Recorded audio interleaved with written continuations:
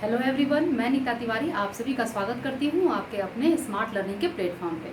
तो जैसा कि आप सभी जानते हैं कि हम लोग मराठा साम्राज्य के बारे में सब कुछ पढ़ चुके थे, है ना। और जैसा कि मैंने आप लोगों को बताया था कि अब अगले वीडियो में हम लोग क्या पढ़ेंगे कि पेशवाओं के अधीन मराठा साम्राज्य, है ना। तो आज के वीडियो में हम लोग पढ़ने जा रहे हैं, आप लोग जैसा कि टॉपिक देख रहे हैं, पेशवाओं के अधीन मराठा साम्राज्य। ठीक है, तो देखिए चलो शुरू करते हैं अपना वीडियो हम लोग।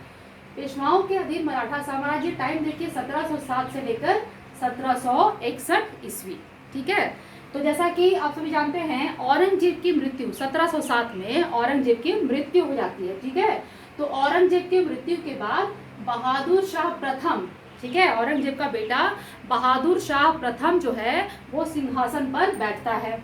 ठीक है, 1707 में औरंगजेब की मृत्यु हो जाती है और उसके बाद उसका बेटा बहादुर शाह प्रथम सिंहासन पर बैठता है। ठीक है, और उसके बाद बैठने के बाद वो क्या करता है तो देखिए उसने संभाजी के पुत्र साहू को मुगल कैद से आजाद कर दिया। ठीक है, 1707 में बहादुर शाह प्रथम ने संभाजी के पुत्र का नाम था साहू, तो साहू को उसने क्या किया, कैद से मुक्त कर दिया। जैसे कि पिछले वीडियो में अगर आप लोगों ने वीडियो देखा होगा तो आप लोग को याद होगा कि औरंगजेब ने क्या किया था, संभाजी को उनके पूरे परिवार के सहित पकड़ लिया था और सबको कैद कर दिया और संभाजी को मरवा दिया था, है ना। तो जब बहादुर शाह प्रथम जब गद्दी पर बैठा तो उसने क्या किया कि साहू को जो है कैद से मुक्त कर दिया। ठीक है, अब आगे देखिए क्या होता है, आगे की कहानी को देखते हैं।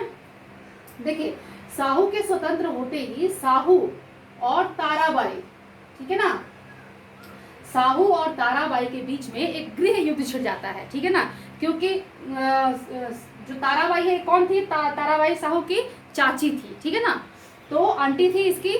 तो इन दोनों के बीच में जो है साहू और ताराबाई के बीच में जो है गृह युद्ध छिड़ जाता है। ठीक है, जो कि 1714 तक चलते रहता है। ठीक है, 1714 तक ये जो युद्ध है, ये लड़ाई जो है ये चलती रहती है। ठीक है, सिंहासन के लिए कि कौन शासक बनेगा इसको लेकर के लड़ाई चलती रहती है। ठीक है ना, चलिए उसके बाद क्या होता है कि साहू के सेनापति, ठीक है ना, साहू का सेनापति रहता है, ठीक है ना, सेनापति धन्ना जी। ठीक है, साहू का सेनापति रहता है धन्ना जी और उनके दीवान रहते हैं विश्वनाथ बालाजी। ठीक है ना, बालाजी विश्वनाथ। ठीक है, तो साहू के जो सेनापति धन्ना जी और जो उनके दीवान रहते हैं बालाजी विश्वनाथ, इन दोनों की मदद से जो साहू है उसकी जितनी भी बहुत सारी मुश्किलें थी उसके पास, तो जितनी भी मुश्किलें थी उनसे बाहर निकलने में उसको मदद मिली, सहायता मिली। किस किस की सहायता से, तो जो उसका सेनापति था धन्ना जी, ठीक है ना, साहू का सेनापति था धन्ना जी, तो धन्ना जी और उसका जो दीवान था, दीवान का नाम क्या था, बालाजी विश्वनाथ। ठीक है, तो बालाजी विश्वनाथ और धन्ना जी की सहायता से साहू जो था वो अपनी मुश्किलों से बाहर निकल पाया, बाहर निकलने में उसे मदद मिली। ठीक है, चलो अब आगे की कहानी क्या है उसे हम देखते हैं और समझते हैं। ठीक है, यहाँ तक सब कुछ क्लियर। चलिए फिर अब आगे हम बढ़ते हैं।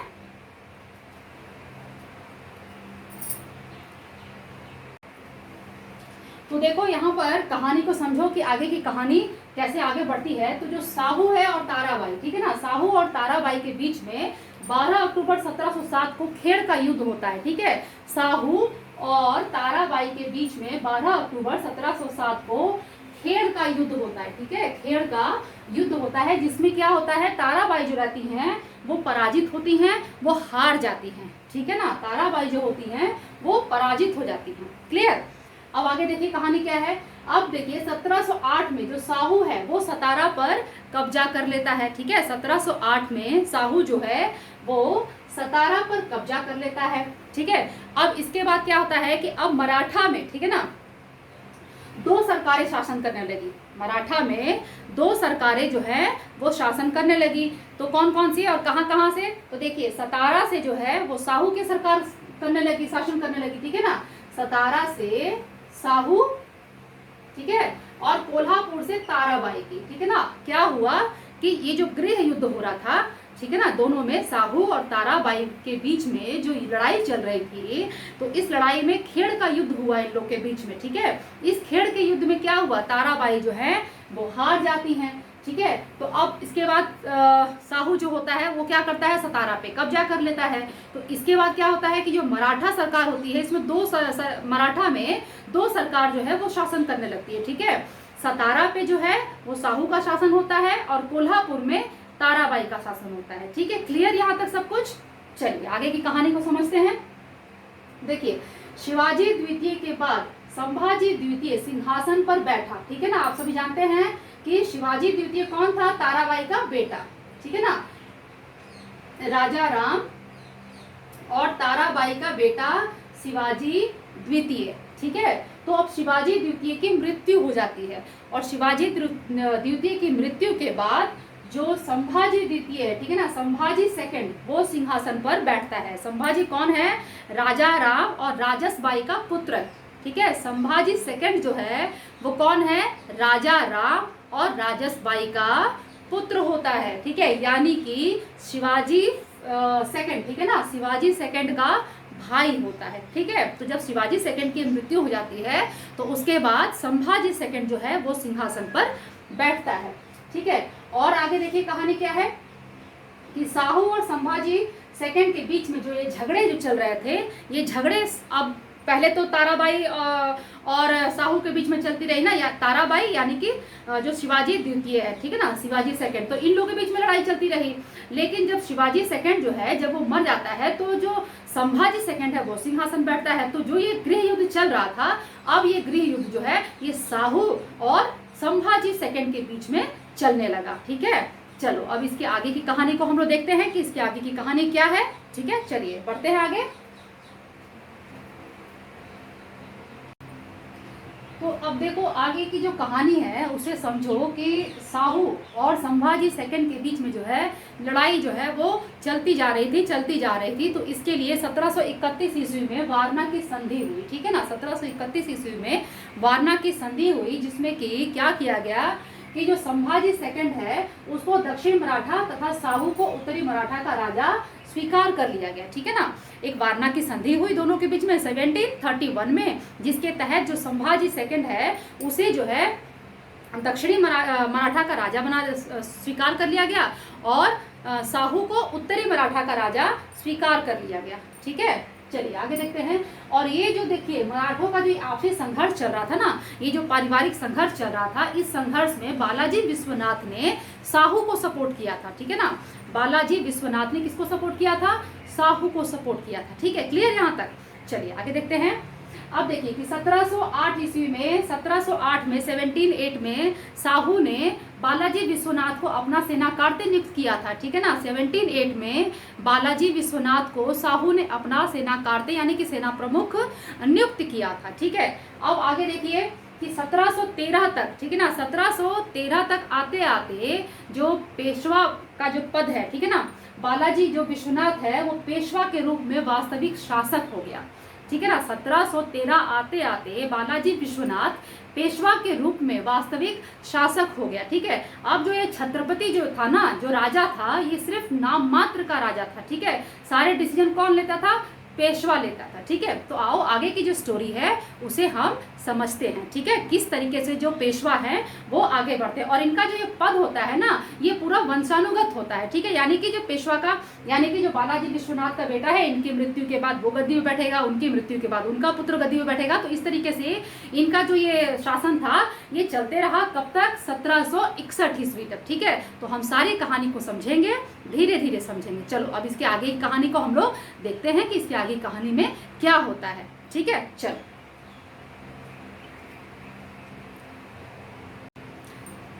तो अब देखो समझो इसको कि 1761 ईस्वी में, ठीक है, 1761 ईस्वी में मराठों की पताका जो है वो उत्तर में अटक तक फहराने लगी थी। ठीक है ना, 1761 ईस्वी में मराठा की जब पेशवा शासक हो गया, वास्तविक शासक कौन हो गया, पेशवा हो गए, तो जो मराठों की जो पताका थी, ठीक है ना, वो अटक तक फहराने लगी। और कहा जाता है कि मराठों की घोड़े की जो टाप थी ना, वो कटक से लेके अटक तक सुनाई देती थी। ठीक है, इतने मतलब इनकी प्रतिष्ठा बढ़ी थी, हर जगह इनका वर्चस्व बढ़ गया था। ठीक है ना, मराठा का। तो ऐसा कहा जाता है कि मराठों के घोड़े की जो टाप है वो कटक से लेकर के अटक तक सुनाई पड़ती थी। और ऐसा भी कहा जाता है कि जो मराठे के जो घोड़े थे वो एक साथ सिंधु नदी और कृष्णा नदी दोनों का पानी पीते हैं, यानी कि यहाँ से लेकर के वहां तक, ठीक है ना। आप समझ लीजिए कि सिंधु नदी किधर है और कृष्णा नदी किधर है, तो इधर से लेकर के उधर तक, मतलब पूरे एरिया में जो है चारों तरफ जो है कहने का मतलब है कि मराठे जो है उनका वर्चस्व हो गया था। ठीक है, चलो। और जैसा कि मैंने आपको बताया कि छत्रपति जो था अब वो सिर्फ नाम मात्र का ही शासक रह गया था। मेरे पेन का इंक अब खत्म हो रहा है, तो आगे देखते हैं। चलिए, अब जो पेशवा था, ठीक है ना, बालाजी विश्वनाथ, उसने क्या किया कि भोसले, सिंधिया और गायकवाड़, ठीक है ना, भोसले, सिंधिया और गायकवाड़ को मिलाकर के एक मराठा संघ बनाया। ठीक है, बालाजी विश्वनाथ ने भोसले, सिंधिया और गायकवाड़ सबको मिला करके मराठा संघ बनाया। और इस संघ का प्रमुख कौन बना? स्वयं वो पेशवा। ठीक है ना, इनका प्रमुख बना पेशवा। ठीक है, चलो आगे देखते हैं। उसके बाद उसने क्या किया कि बालाजी ने अपनी जो राजधानी थी, ठीक है ना, राजधानी क्या थी? सतारा थी पहले, ठीक है ना। तो अब क्या किया उसने कि अपनी राजधानी को सतारा से चेंज करके पूना में कर दी, ठीक है ना, क्योंकि वास्तविक शासक वो बन चुका था, छत्रपति के नाम के लिए शासक थे। तो उसने क्या किया, राजधानी को सतारा से हटा करके पूना में चेंज कर दिया। ठीक है, अब देखो मेरे पेन का इंक यहाँ खत्म हो गया है, तो आगे की जो स्टोरी है वो हम लोग अब अगले वीडियो में देखेंगे। ठीक है, आज के लिए बस हम इतना ही पढ़ेंगे। ठीक है, तब तक आप लोग इस वीडियो को देखिए, इसको पढ़िए, इसको सुनिए, समझिए। ठीक है, और मेरे वीडियो को देखने के बाद आपको पसंद आ जाए तो वीडियो को लाइक करना बिल्कुल भी मत भूलिएगा। ठीक है, और अगर अभी तक आपने मेरे चैनल को सब्सक्राइब नहीं किया है तो प्लीज़ मेरे चैनल को सब्सक्राइब कर लीजिए। बेल आइकन को प्रेस करना बच्चों बिल्कुल भी मत भूलना, क्योंकि मेरे अभी जो आने वाले वीडियोस हैं उनके नोटिफिकेशन आपको तभी मिलेंगे जब आप बेल आइकन को प्रेस करेंगे, है ना। और आप मेरे वीडियो को और क्या करेंगे? शेयर भी करेंगे। और क्या करेंगे? आप अपने कमेंट भी मुझे देंगे। ठीक है, यहाँ जो भी चीज़ें मैं आपको बताती हूँ, जैसा कि मैंने पहले भी बताया है कि मैं सारी चीज़ें आपको एक स्टोरी के रूप में समझा रही हूँ। ठीक है ना, ताकि जो हिस्ट्री है वो आपको बोर फील ना हो। ठीक है ना, हिस्ट्री को पढ़ने में आपको बोर फील ना हो और आपकी तैयारी ऐसी चुटकियों में हो जाए, है ना।